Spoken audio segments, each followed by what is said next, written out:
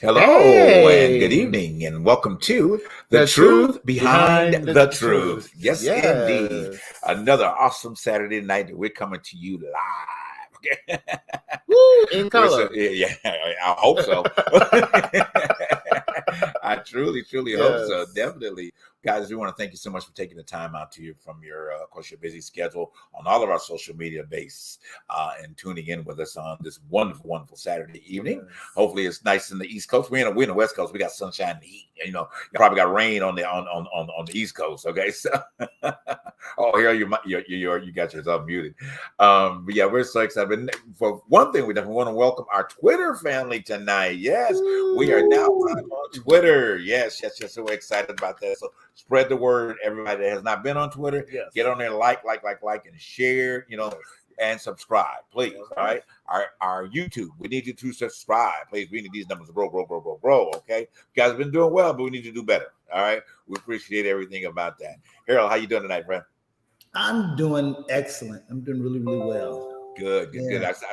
I see you doing another diet juice cleanse or Yeah, we're doing a Okay. 5-day green juice weight loss challenge. Wow.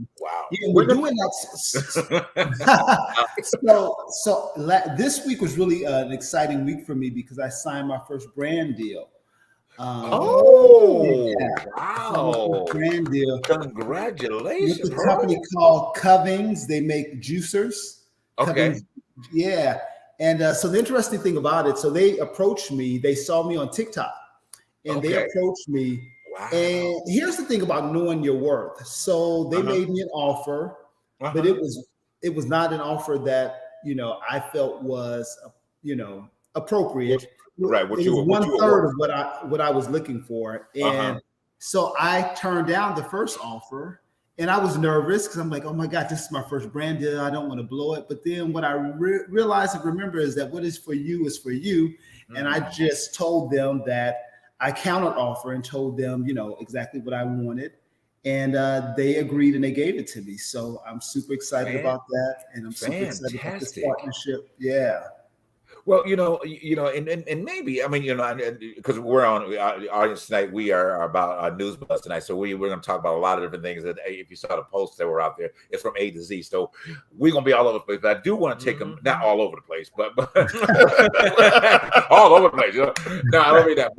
But here, I think that here's a Kairos moment. Okay. At the end of the day about really, if you don't mind sharing a little bit of your life story and how I believe now what you're experiencing is a full circle moment.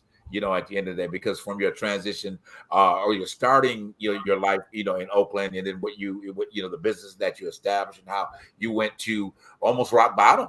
You know what I'm saying? Oh no, I went to rock bottom. Not almost. But you did exactly. And then what you experienced in that moment, but how I think grace has sustained you, in your own idea of that grace and moving forward. And we're not talking religion, people. All right. There's a personal relationship going on. We ain't talking about church. All right. When we say grace. All right? Okay. Let me make that clear. All right. But the grace that sustains each and every one of us from a day-to-day basis. And that's our personal relationship, how we see our creator and whatever, and our active independent obedience to that grace, Right. So, but in that, take a few minutes just to share your story, because I think it's very pertinent right now, especially with the deal you just mentioned that has came out and how your life is coming completely full circle. You know what I mean? At the end of the day, and in your active obedience. Yeah, very much so, full circle. JB. So, I had a successful business when I was like 31, 32 that did really well. So you're only 35 right now, right? So you're good. Yeah, somewhere. Go ahead. And the business just blew up. And you know what? Something about that experience, I ended up getting this multi-million-dollar contract. Right. And for me, I think part of me didn't feel like I was worthy of it. Okay. And I felt like it was almost a fluke. I felt like and so now to be in a position where it is happening again, I realized the work that it took the first time is the same work that it's taken now. And it's an ongoing work. Because I think sometimes we get into a place where we get lackadaisical with our faith and our belief and focusing on our dreams. And that's what happened to me, because when I met you, And in Atlanta, I was was rock bottom. When I tell you, my car had just recently gotten my car hadn't gotten repossessed at that point because I was still hiding it. When I saw you, I was hiding it at that time. Yeah, we did you got to do, baby. Okay. But shortly thereafter, my car got repossessed. I was foreclosed on, and me and my son, we were catching the bus.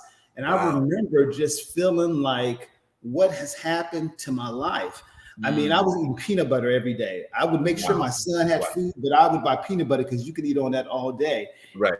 And I felt like God had forsaken me. I felt like, and it was during that time that I really began to come back to myself. But how I came back to myself is I started speaking words of affirmation to myself. I would take words of affirmation, I would journal, and I just started building myself back up because I just felt like I had no other choice. I'm like, am I just going to stay in this dark place, or am I going to try to do something about it? And I started just working on myself. And so oftentimes we hear people talk about mindset, and mindset is just really unlearning some of the garbage that we have bought as truth, and relearning who we really are and whose we really are. And, and it was a journey. But when I look back on it, I'm so thankful for it because I think that it made me realize my value is not about what I make. It's not about who knows me. And that was the biggest lesson for me, that even without the money and all of the stuff I had before, I found my true value within myself. And I think when you find your true value in yourself, all those other things will come. But it's no big deal when they come. It's like, oh, okay, I got this contract. It's no big deal because you're not defined by those things. That's true. And so, so I'm excited too that my son had a chance to witness everything that I went through. Because life is going to get difficult for everybody. I don't care who you are. Life is up and down for everybody. And I think it's important that we not try to protect our kids from seeing the ups and downs, because when they go through it, they will understand, okay, I saw dad go through this, so I knew that I can get through. So I'm just really grateful and thankful during this time, but I'm even more grateful for those times when there was lack and I had to really work on myself, and I really discovered who I really was for real, not and it's so powerful that you share that, because I too and Donald's been a part of my I would say full circle moment, at the end of the day. It was a place of getting clarity. When you go to a place like that and you get to a place of clarity and you understand your purpose and your fulfillment, mine is very similar to yours, in terms of that, and because I've shared it with you, even down to the point where we both were at a breaking point, sitting in Piccadilly and crying, watching each other and encouraging each other from that moment of saying that it's not as bad as we anticipated being, and the brighter days were just ahead of us, at the end of the day. Not knowing we had to go a little deeper, but right. Because shortly thereafter, my car got repossessed. so but in the scope of it all, and realizing that. But one quick point, because I want to get in, mine's just intricate and whatever the case may be. But I do remember just prior to us, meeting, whatever the case may be, that I went through a 1 day breaking. It was like out of everything else that I went through. I mean, up and down, homeless, this, that, all of it, doing the things I thought that an actor needed to do as an actor, but also, getting out of me to bring me to the point where I am right now, and realizing that. But there's one day that I remember that I was an unmartyr and had no transportation. I was riding a train from the gym, okay? And it was, you know how it rains in Atlanta, it was raining profusely this day, okay? Right. So I'm like, okay, this place where I was staying was between two stations, okay? Between West End and between Oakland City, okay? So this house where I was staying, I was like, you know, I'm gonna be like a navigating portion.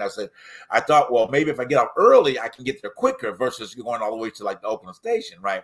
So in my mind, this day, I'm going to get off at the West End station, knowing that I didn't realize the West End was further than Oakland was. Right. But anyway, so this day it was profusely raining. Okay, so I get off train, to stop raining. Like, cool, I'm gonna make it home. As soon as I got off the train, whoosh, here it comes again. Okay, so I waited a few minutes, it clears up, whatever.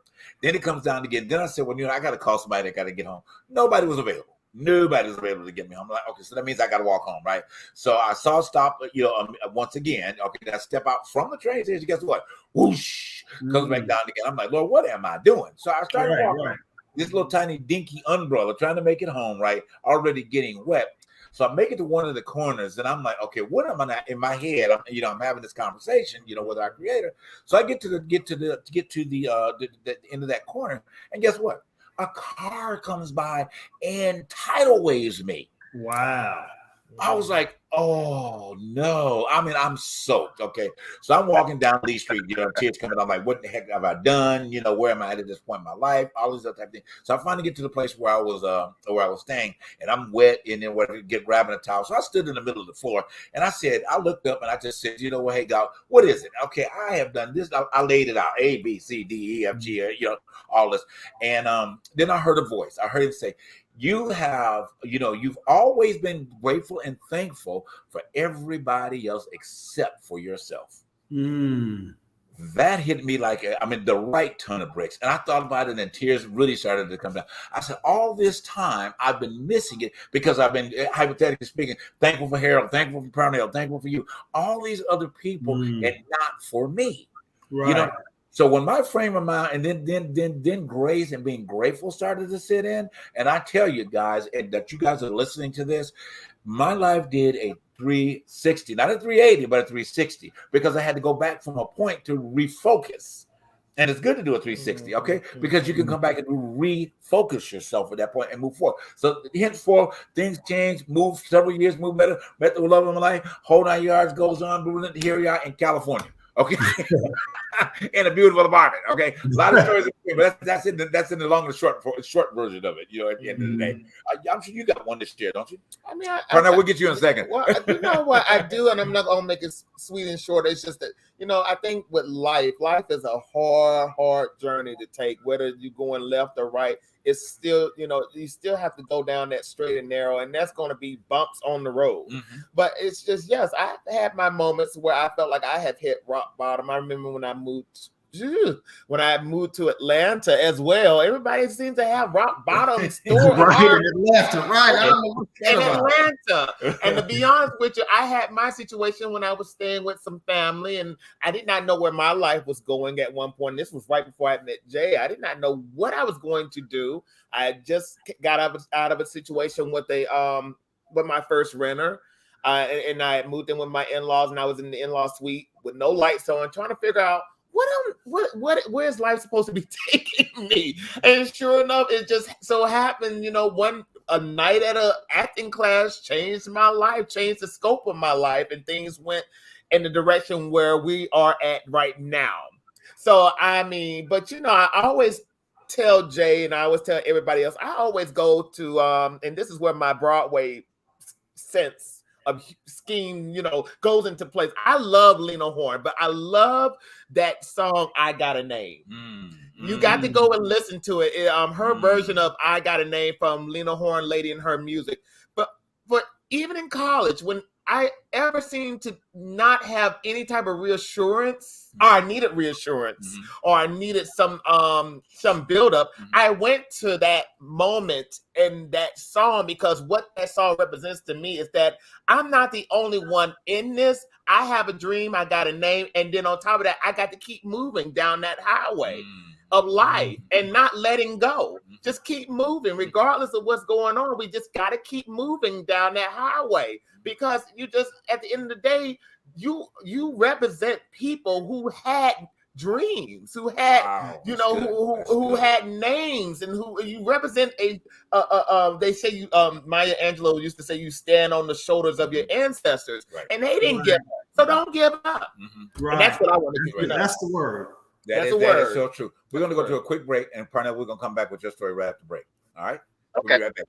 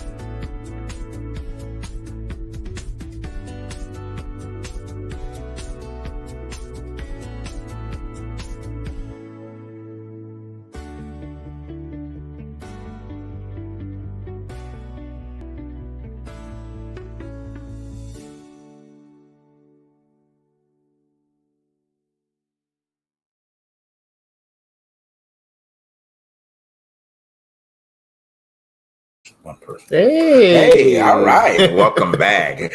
Guys, thank you once again for tuning into the Truth Behind the Truth tonight. And it's been Power Night so far. So we love that. Yes. Hey, helping you to evolve. Hey, you got to go through something to evolve to the next level. That's telling you, you know. And don't be afraid to go through. Just know that you're coming out. That's all right. Parnell, go ahead with your story.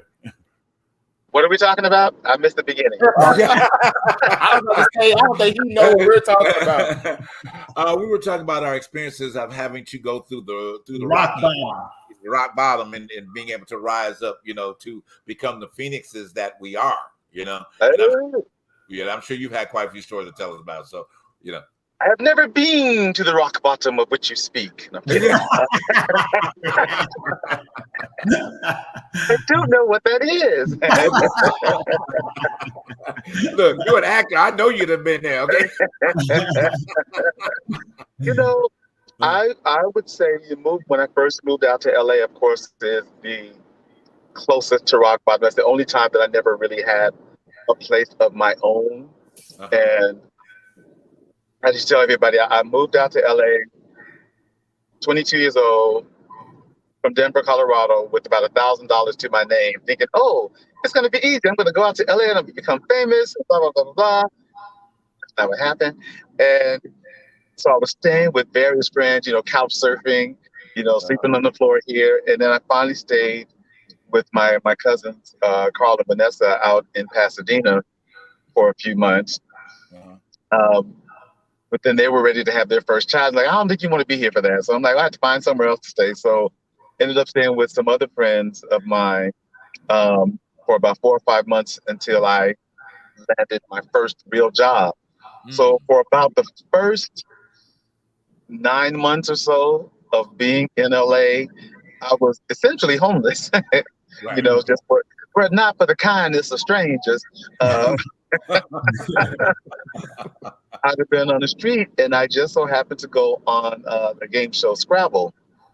And I won $8,500. Wow! Yeah, which allowed me to get my first car and to move into a first apartment with a friend of mine from college. From that point on, I have never lacked for having a roof over my head. Although, like everybody, you know, most of us living paycheck to paycheck. There have been times where there were months where I'm like, I don't know where the rent money's going to come from, and just be distraught, you know, in the bedroom on my knees, crying like, oh God, I don't know how I'm doing that. Right. And Then I noticed after a while, year after year, somehow things would always work out. You know, I stopped panicking about where it's gonna. I'm like, you know what? I don't know where it's gonna come from, but I'm not gonna stress myself out anymore over getting it. So whatever bill is late, it's just gonna have to be late, and y'all get it when I get it. Taking that stress off of me, even to the point where I was ready to give up being an actor because things were not going the way that I thought they should be going. You know, and right before I got Greenleaf, I was like, what else can I do? What else can I do? This is not happening. I was ready to give up acting. Can I do this? Can I do that? I got that part. And I had been working, you know, doing some, I'd already been singing with Mary, you know, for years, and been doing theater and stuff, little stuff here. But that was like the first big job. I'm like, woo, this 1 week I made more than I made all last year. Yeah. You know, and I think that was just the hope that mindset change made a difference of like, it's going to come when it comes, and I'm just going to do the best I can to make it through until then. And, you know, at that point now, it's like, okay, where's the next big gig? But I'll just keep going.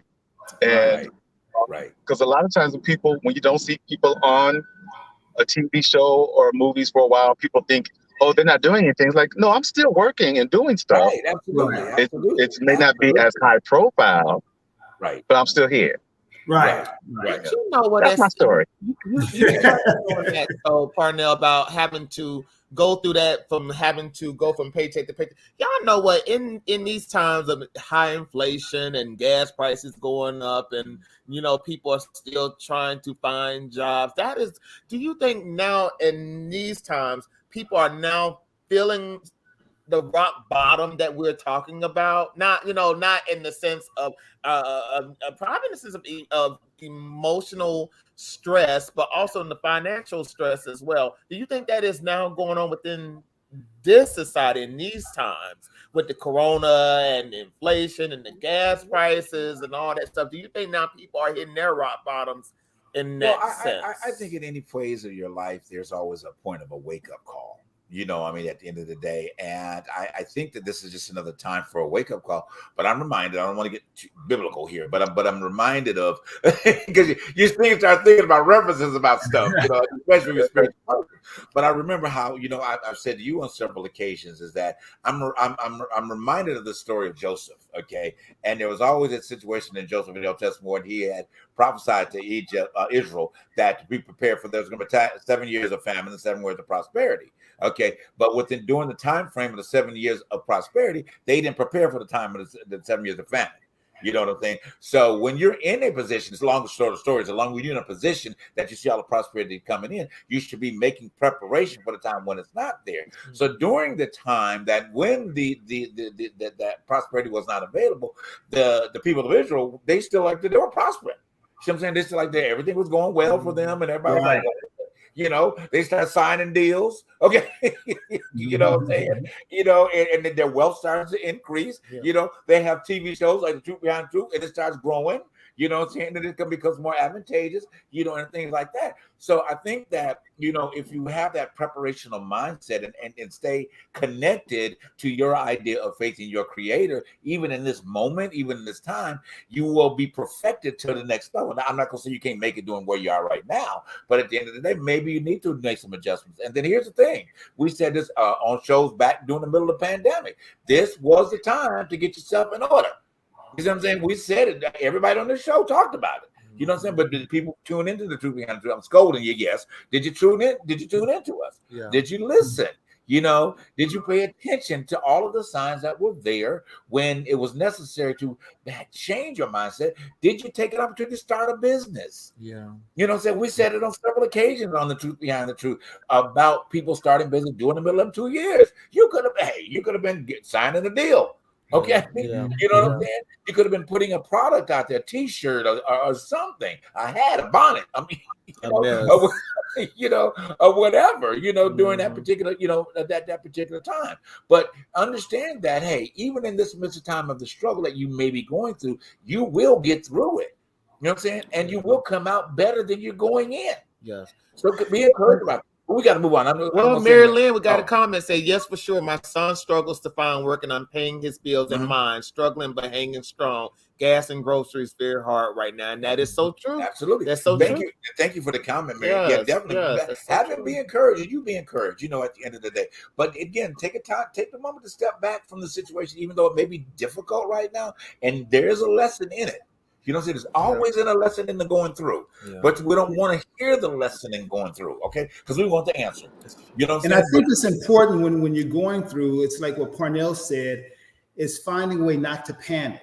Because when you panic, you can't see the opportunities. You can't see, you know, what's available to you. When you get into that panic mode, you just are scared and you just retreat and you can't see what's available to you. And so I think that's one of the important things that I've learned, like Parnell, is not to panic. Because one of the things that I realize is now that I've never not made it. Everything always worked out.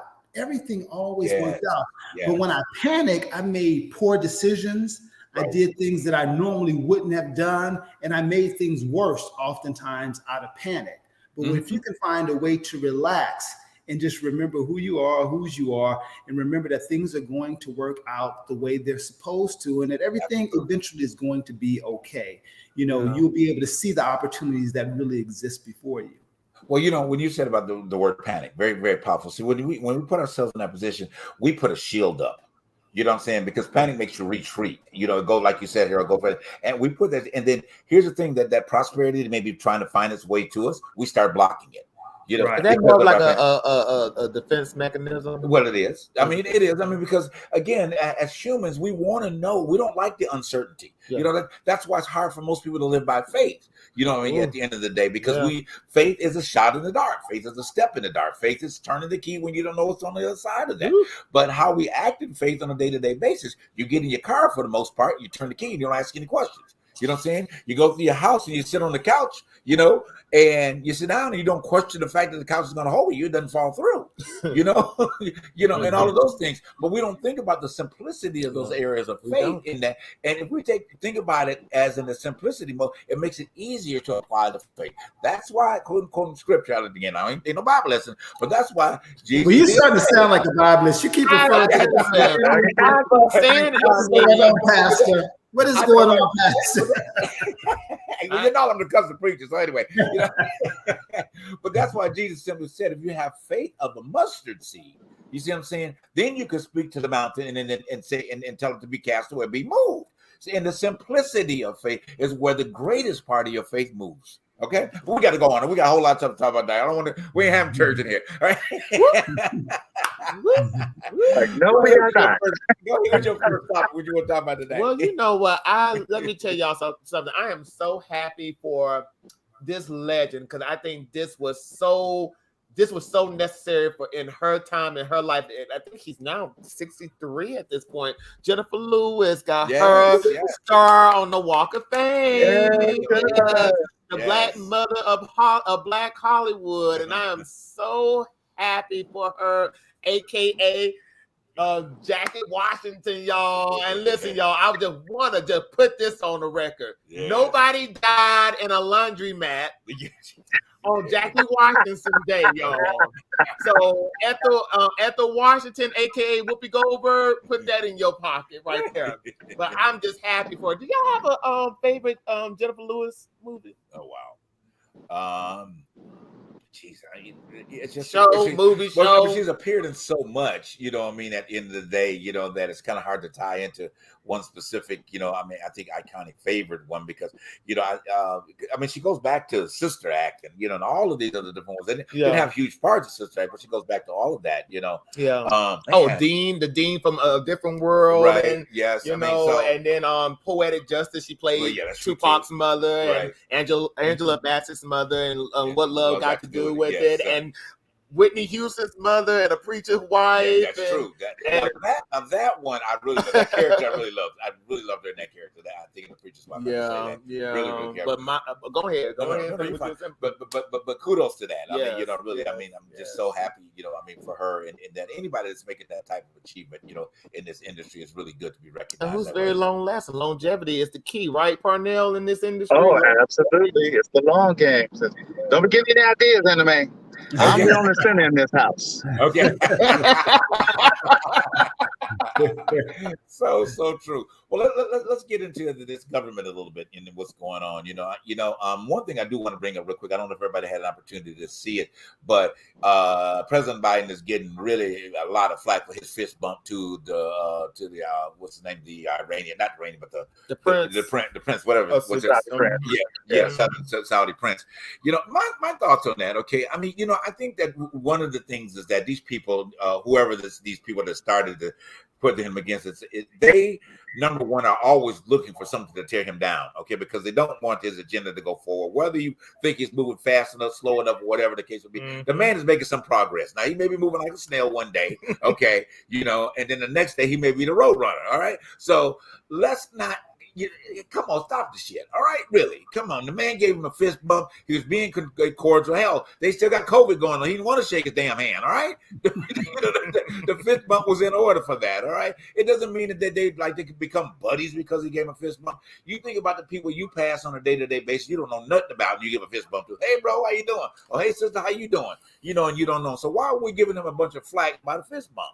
And I know they said that he was supposed to go over to negotiate or make him feel bad about the guy that got killed. Yeah, the journalist that got killed. You got over there. But how do you know what went on behind closed doors? You know what I'm saying? Shut your damn mouth until you're riding with the president on the plane, so you know exactly what's going on. Otherwise, shut the up. All right, go ahead. Well, my thing is, how can you get mad about that fist bump, but not get mad at the fact that our last president went over there and got a sword, got jewelry, did the dance, all out of rhythm, and just the fact that all of that was going on and nobody said anything about that. Now, it's just, come on now, let's call it. It's just, there's some people out there who just got something to say, always got something to say, and this fist bump is no different from that situation with President Obama wearing that beige suit. Oh my God, did we not hear the last of that, him going to hell for wearing a beige suit? Right. Come on now, let's just, Americans, we got bigger fish to fry, but we know there's a minority.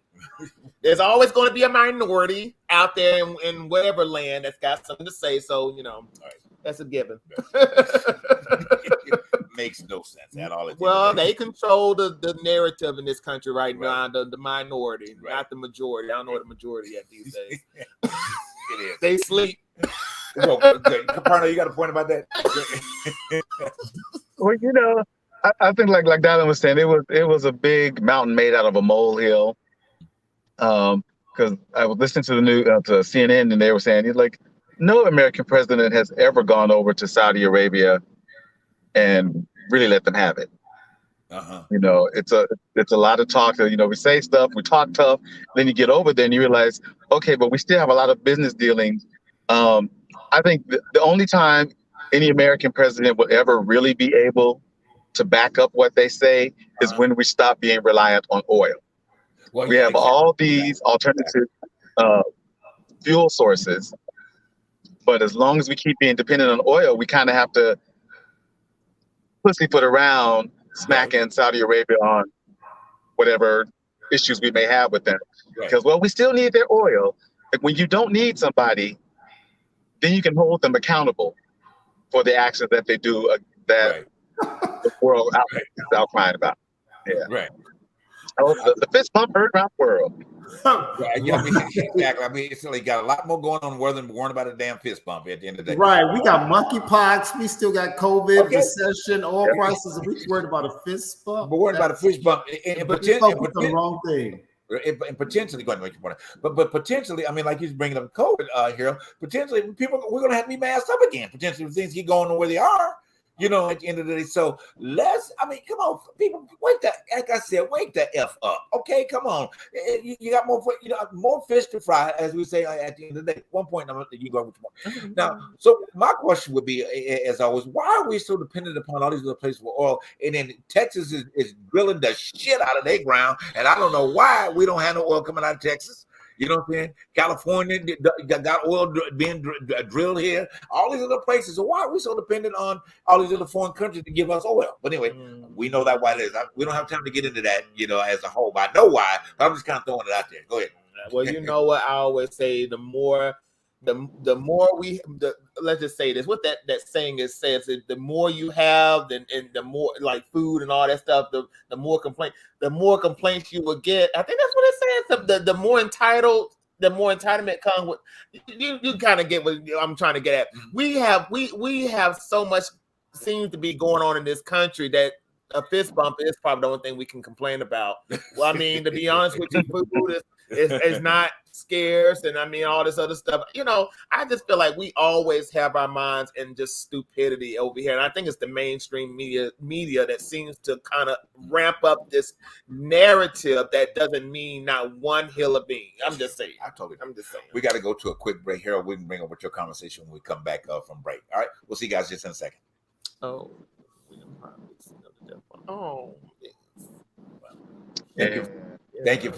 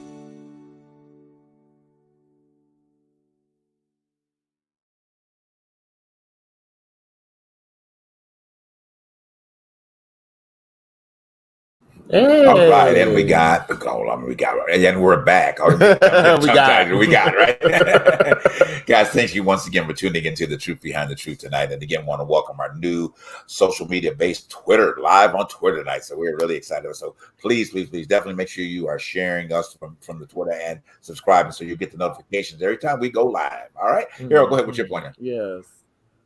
Oh, what was my point? I didn't have a point. I thought you had. It looked like you had a point you wanted to bring up about what we were discussing a second ago.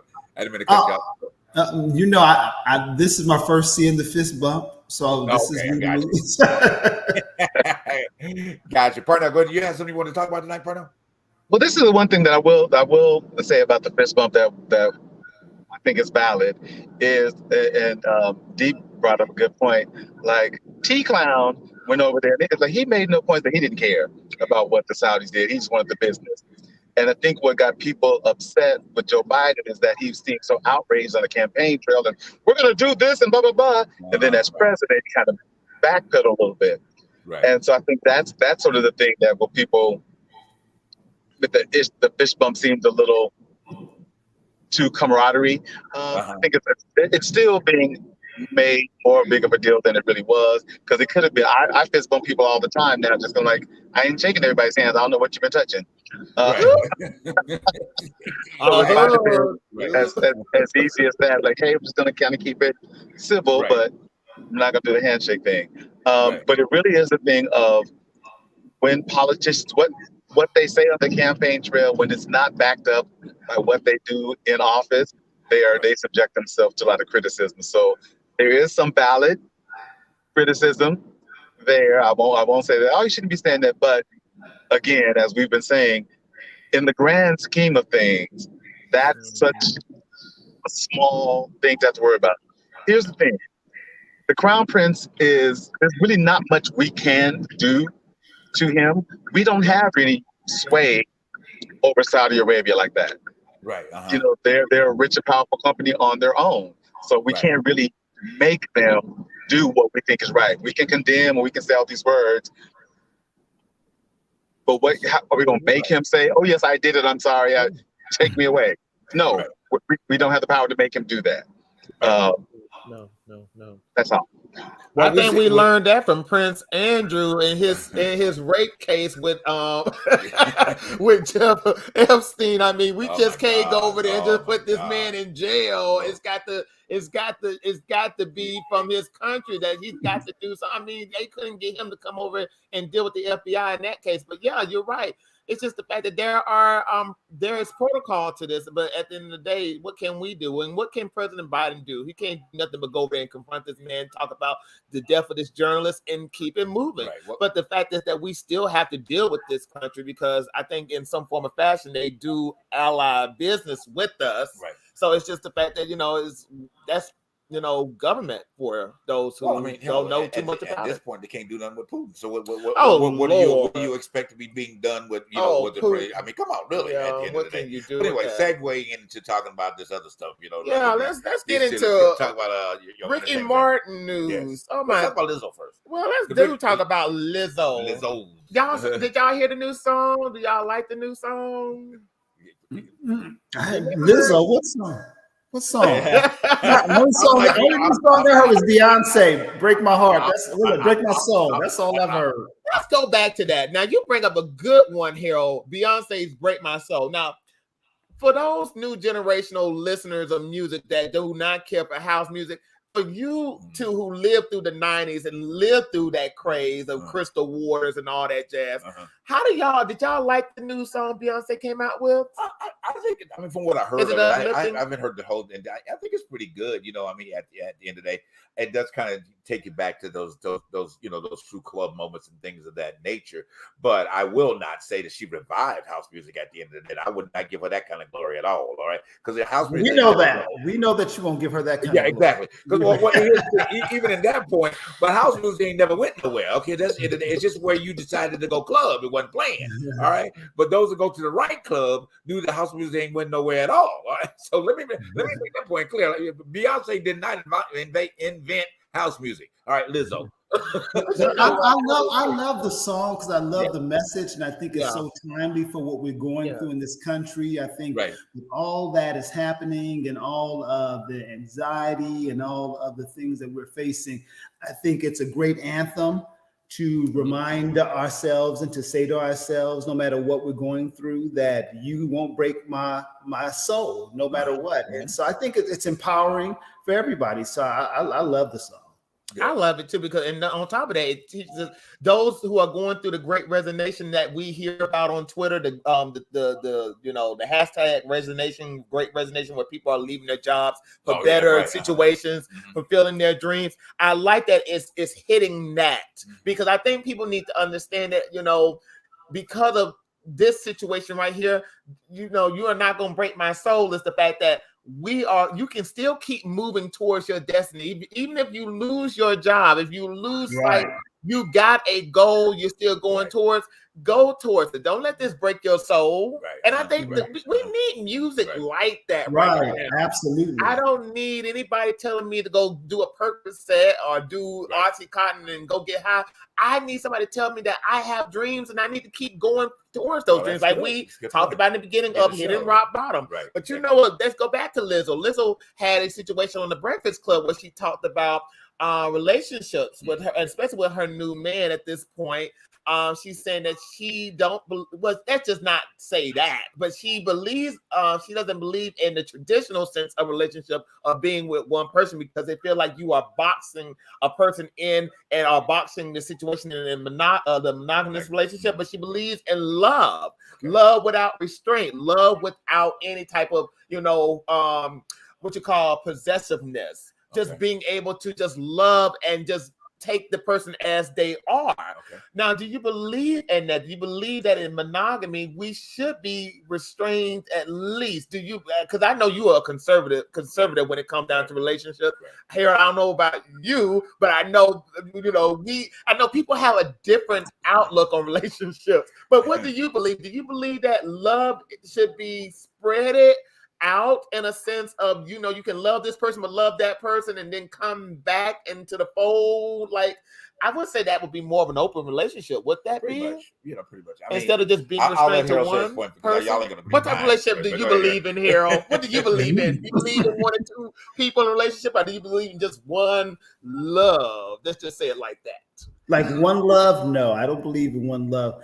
My perspective has evolved as I've gotten older. I used to believe in, the whole monogamy and one person thing, just because that's what I was taught to believe.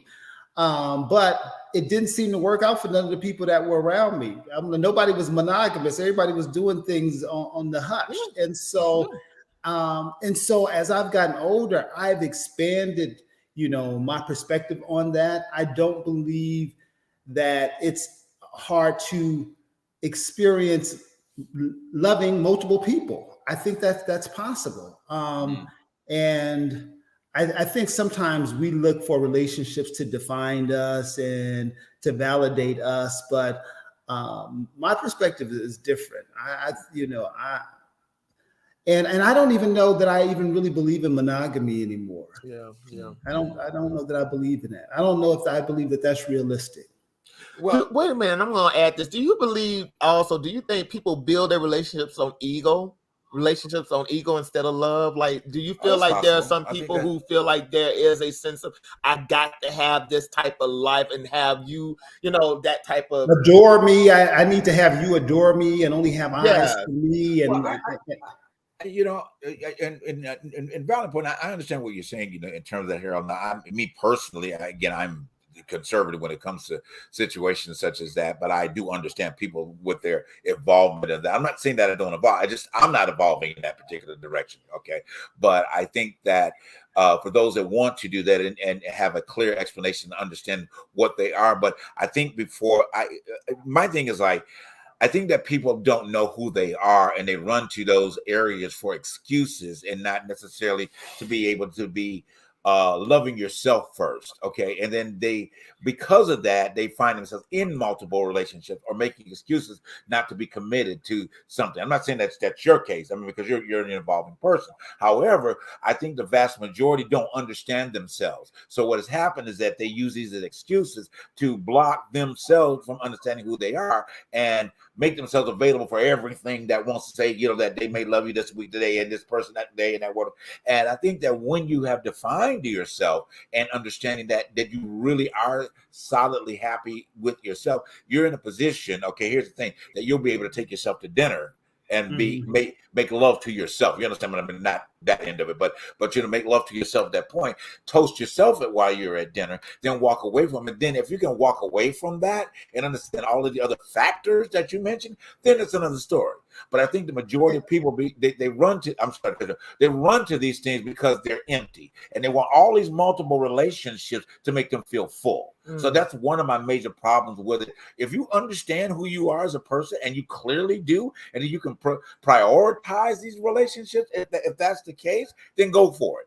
But I don't believe the majority of people are in that position. I think that they're just there because it's accessible to hide all of the things like we talked about earlier, hiding behind issues, hiding behind not paying a bill, not behind a bad relationship or whatever. And people don't allow themselves to even be healed from a previous relationship. So how can you even introduce something else into your life? And you hadn't even gotten over the last one. You know what I mean? Or I think honesty, I think being able to be honest in relationship is critical. As long as you're, and I think where we go wrong is when people try to hide what they want to do or what they're about, and they play, you know, these games. But what if somebody's just a freak and they just like to sleep with a whole bunch of different people? Well, then, you know, I mean, I understand that, but then again, they know who they are and they know their name, but they just want to sleep with a whole bunch of people. But really, I mean, and you got a valid point, you know what I mean, at the end of the day.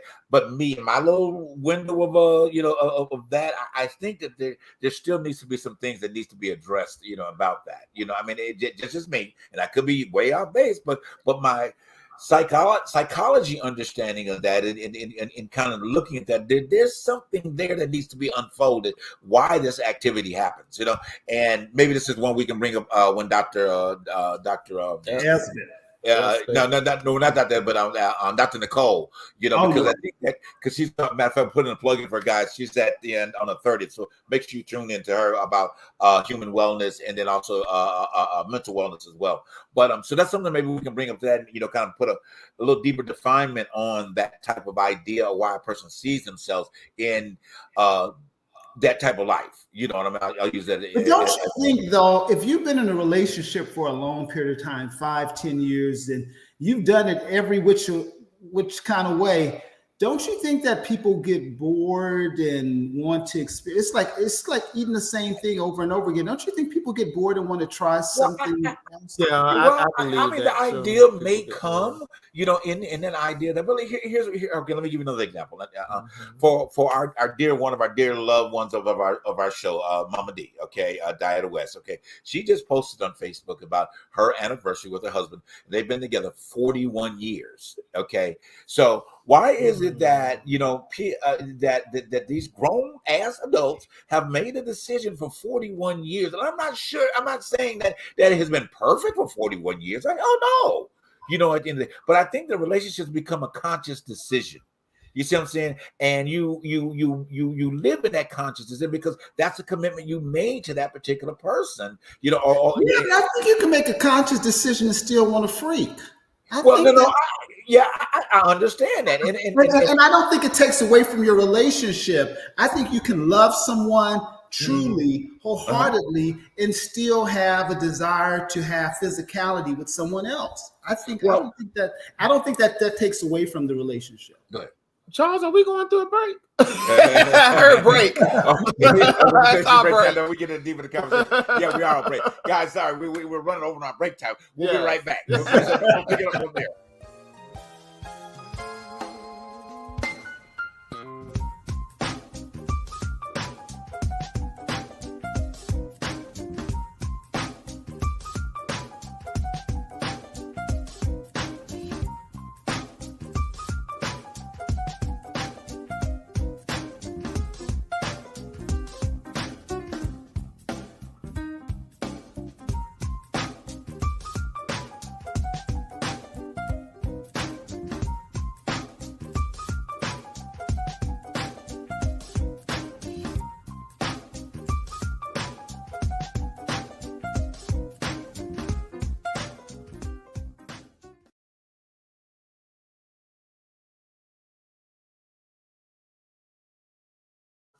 All right, and we're back. Go ahead, Harold. What's your point? I think you made this point, but I want to say this before you even go any further.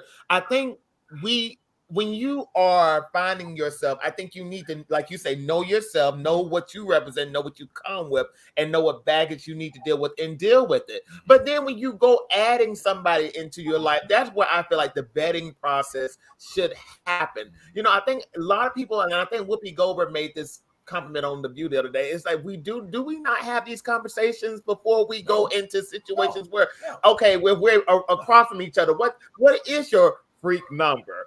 How many people have you slept with? I have slept with bunches of people. With, you know, if there was a situation where we were to get bored, would you want to add somebody into the bedroom? How do you feel about that? Have you ever been in a situation like? Do we have these type of conversations when we're meeting? Tiptoe.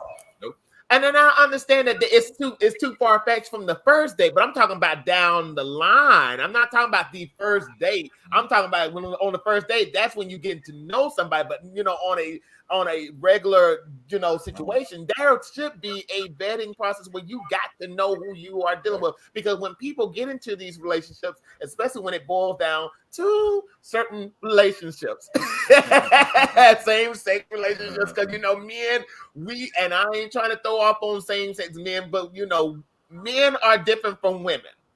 Women, yeah, they have their situation, but we seem to love to go out of bounds, and we do when we see something, we go after. We are the aggressor and that sexual nature. But I'm just saying, I just think that you need to know who you're dealing with, and you need to be consensual with it. It needs to be an agreement. If you want to go out of the relationship to find people and to do certain things, I think you just need to have conversation. It needs to be consensual, so you won't be hurting your partner. Right. I think honestly, let's be real about it. Right. We are humans. The flesh is weak. We want things that sometimes we just can't have. And I'm sorry. I'm just saying that. That's to be true. Right. This is to be honest. If we're going to be honest, you want to do things, but sometimes that's just not in your partner's, you know, makeup to say, let's do this. You just got to have that relationship with your partner. And then you end up becoming bitter and angry and cantankerous in your relationship because you're not getting what you want out of the relationship. I think too often in relationships, we tiptoe around the courageous conversation about what do you really want? What, you know, because you don't want to hurt the other person's feeling because you love them, you know. You don't know how to have conversations in love where folks don't feel threatened, folks don't feel like you're going to leave them, you know, and folks feel safe. We don't know how to have those conversations. We ain't never seen nobody have those types of, you know, conversations. One more key point. Did y'all see the episode of P-Valley this past week where there was an episode, and it was a very sexual episode where they had the threesome, Mercedes and the coach and his wife, and Mercedes and the wife was having their own little thing besides her sleeping with the coach. Offended. And there was a situation where they were all three in bed, and the coach's wife and Mercedes had a spiritual sexual moment. And he felt like, oh my God, something. He felt it, and he got offended because he couldn't, you know, get her off. So it was a situation where, you know, you didn't know I needed this more than you needed this. You not know I like this more than you like this. You know, I'm just saying, that was a great representation of not knowing your partner. Well, I mean, yeah, I mean, that's a very, very, very good example of that. You know, I mean, here's the thing. There's 2 points. We got to move on to So 2 points. I think that with me, I think that there's always needs to be boundaries. Okay, and then the situation when boundaries need to be established. And I understand your point where that comes into play. Boundaries also need to be looked at for where a person finds their level of threshold of pleasure. Okay. And what I mean by that is that where are you going? You know, at the end of the day, how far are you going in? I mean, we can get very graphic with that in terms of people behaviors, what they do privately at the end of the day. There are things that people get into that I think that there's been no boundaries. Okay. I mean, and then you find a point where how far do you have to go in to get to an orgasmic level? What makes you have to get to this? All of these layers you have to get through, and you know, not getting into detail about all those things. But I think that, and we get to a point where there are no boundaries set. And then my thing is like, if you don't stand for something, you're going to fall for anything. Yeah, you know. And I think there should be a point where you should stand for certain things. Now, again, as you said, Harold, maybe in the rounds of where the open and you have that conversation with somebody, then you know the boundaries that are there. But in that, it still has to be a boundary that needs to be established as well. I know we can keep going on this, but we got to move on to Ricky Brown because we want to need to wrap up the show real quick. But go ahead. I'm sorry. And here's a very clear point about being able to understand who you are and being able to establish boundaries and where this man has gone with his sexual practices. Okay. Allegedly. We don't know. We don't know what's going on. But he is about, if this is true, he will be facing 50 years in prison for domestic violence charges filed by his nephew. And there's a situation with Ricky Martin where he wasn't it's been allegedly claimed that he was in a romantic and sexual relationship with his nephew, and also he was abusive with his nephew. The nephew is 21 of age, I'm thinking, is saying, and unfortunately they are saying, his lawyer is saying that he is struggling with deep mental health challenges, and saying that this has never happened, but because of these this claim he is making, he might be lying because of some situations with his health mentally, and that they're going to fight this, but it's an incestual relationship. Well, allegedly. I heard that they're not blood related. That's his nephew by marriage. So that's right. Yeah. Okay. But still, that's weird. I mean, if in fact that is true. Yeah, you know, it I mean, it is. I mean, at the end of the day, and it looks like that we are having to bring this show to a close. I mean, I didn't realize that we are. We in the middle of Hey, it has been a phenomenal night. Yeah. Okay, because I was really getting ready to tune in on that. We should sing the Delphonics. La la la la la la la la la means. Okay.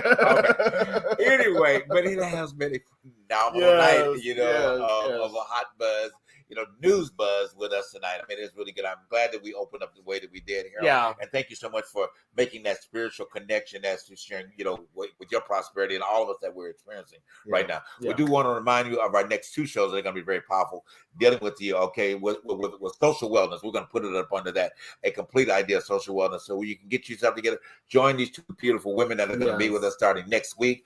Please be here. Other than that, we are saying, hey, thanks for tuning into the Truth Behind the Truth tonight. It has been a powerful night. We are over time. See y'all next week. Good night. Thanks for tuning in. Bye-bye.